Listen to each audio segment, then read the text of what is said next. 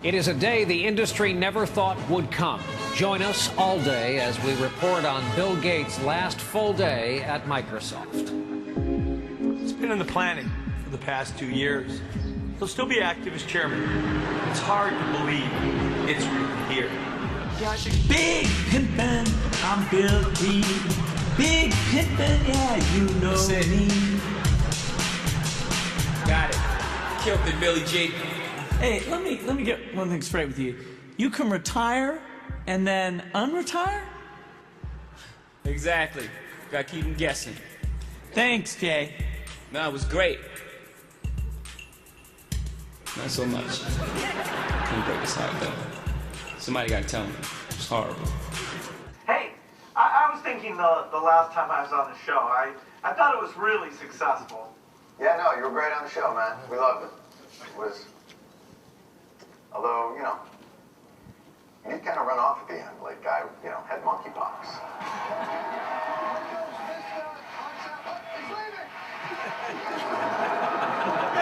You want to come back on the show? That's fine. That's, you know, Maybe we could make it sort of a regular thing, like you, me, the news.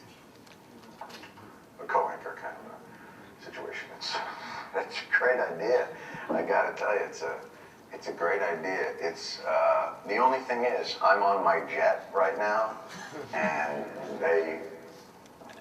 I'm worried the phone they have to turn it off or it will throw off the navigation system. Welcome, Melinda and Bill. Great, thanks for having us. A lot of people were wondering, Bill, what you were going to do after you stepped back from Microsoft. We saw a video of you in a rap studio with Jay-Z and was trying to take the job from Jon Stewart. Why did you want to step back? Well, I had in mind to work full-time for the foundation that Melinda and I have created. And I've had a year now. It's been fantastic to be able to work with the scientists, go into the countries. So I'm working as hard as ever, and but I love my new work as much as I love my software work. What was your first reaction when he said that he was going to retire? I thought it was fantastic. I think my first reaction was really, and then my next one was when. And but I thought it was fantastic. You know, Bill's always talked that eventually he would work at the foundation. He didn't have a time frame on that originally, but as it became more clear that that's what he was going to do, particularly this year, I couldn't have been more excited. You know, having Bill's passion and energy behind these causes for the poor, I knew was going to be a great thing. And we were already working together, so it just meant that we'd get to work together all the more, which is really fun for us. How is it to work with your husband? It's great. He has an amazing intellectual curiosity that's been there from the very first day I met him, and his curiosity, you know, goes to so many things, but of course now particularly to the foundation issues. And we have offices right next to one another at the foundation, so we get to see one another a little bit more often and travel a bit more together, which is really fun.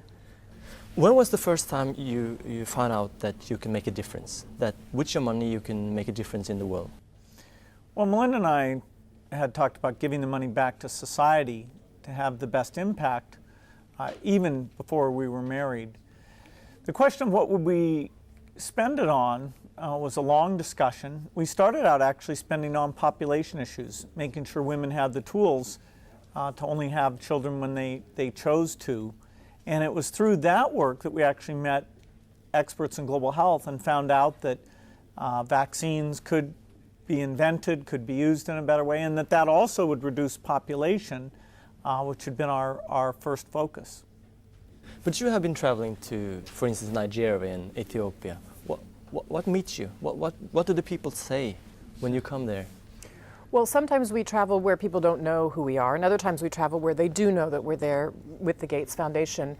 Sometimes my favorite out in the village is to travel where people don't know. All they know is we've come from a place called the United States. And so I'm there a lot of times to learn, particularly from the mothers, what's working in their village, what's not working, what do they know about healthcare, where do they go to access healthcare for their children.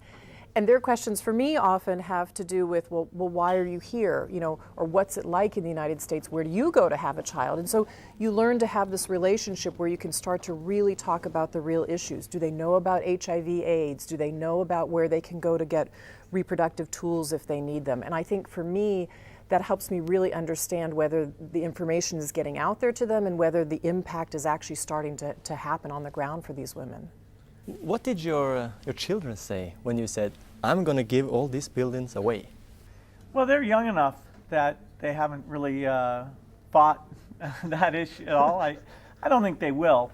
You know, a child having a huge amount of wealth is actually a very distortive thing. I don't think it's great for either the child or society. And so ironically, I think our system works best when people who've been lucky enough or skilled enough can take not only their money, but also their skills and apply it to the neediest, help out, raise the visibility of those issues, and that's what we're getting a chance to do together. Was charity important when you was young? Yeah, I think both Melinda and I had parents who, although they weren't super wealthy, believed in giving back, put a lot of time into it, knew the local charities and had contributed time and money to those things. So it was a little bit of a family tradition, although what we had to create was kind of unique. But I think that sense of giving back, that you give back to your community, you volunteer in your community, you participate in your community, you participate in the boards that are making differences. We both grew up in families that had that, and so it was a complete natural. Before we got married, you know, the time we were engaged, we had already made the decision that these resources that had come from Microsoft would be given back to society, and it was more a matter of figuring out where we wanted to put those resources, which we did very shortly after we became married. I was once in Niger, in Africa, and I took a pill for malaria. But you were talking about vaccination. How important is that to get children vaccinated from malaria? Well, over 1 million children a year die of malaria.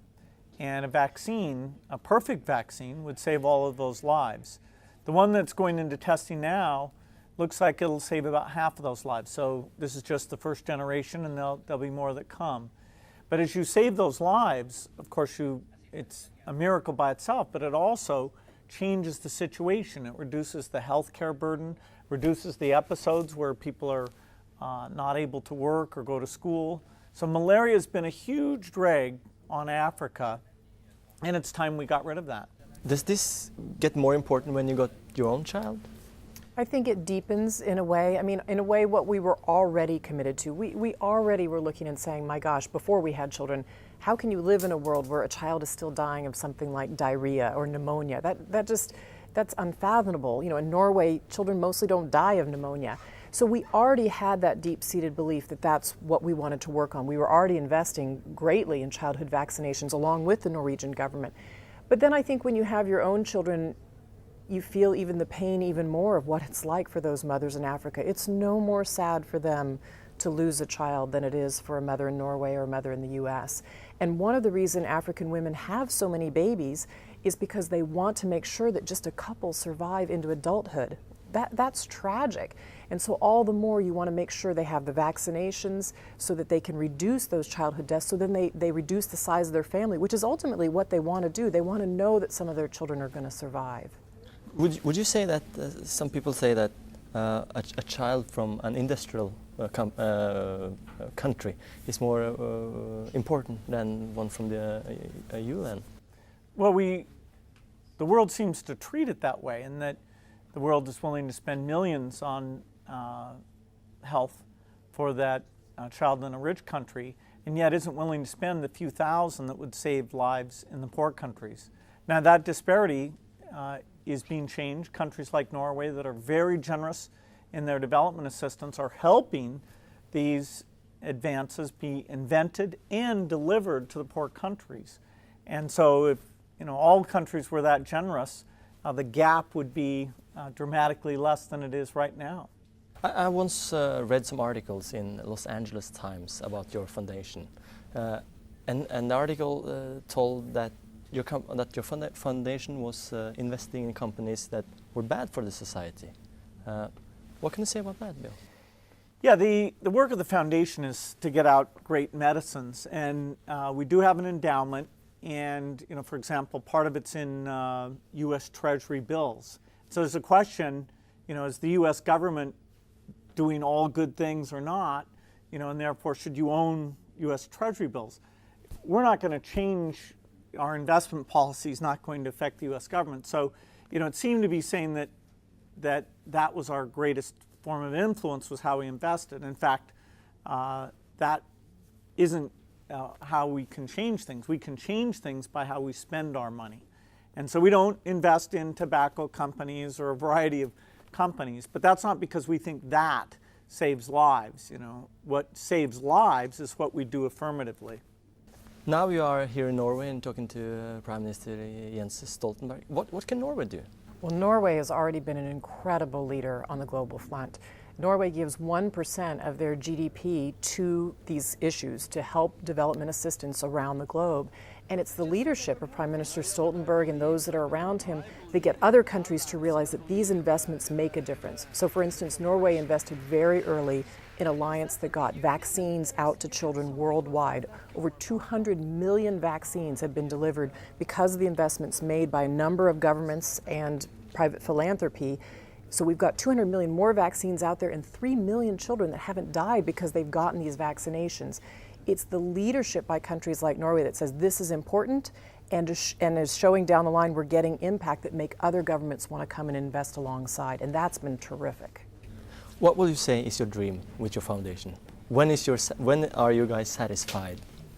Well, there's about 20 diseases, including AIDS and malaria, that we need to get rid of. That's going to take a long time, probably our entire life. The ultimate is when that disparity of how we think of lives is no longer there. And the last question, how would you compare the personal satisfaction Microsoft has given you and the satisfaction from this work through this foundation?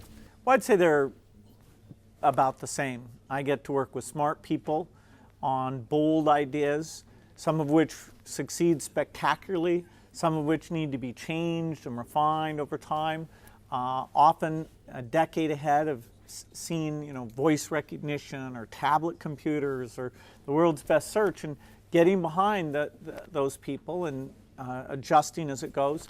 I loved my Microsoft work. I still do some of that part-time, and I'm thrilled at the inventive ideas that are taking place there. But now I've switched the full-time work to sit with vaccine experts, to sit with doctors who work in these poor countries. And the depth of intellect and the amount I need to learn and energy I need to bring to it is every bit the same. And so I'm a rare person where I had one wonderful career and now I've got a second one, and most people don't even get one. Melinda and Bill. Thank you so much. Yes. Thanks.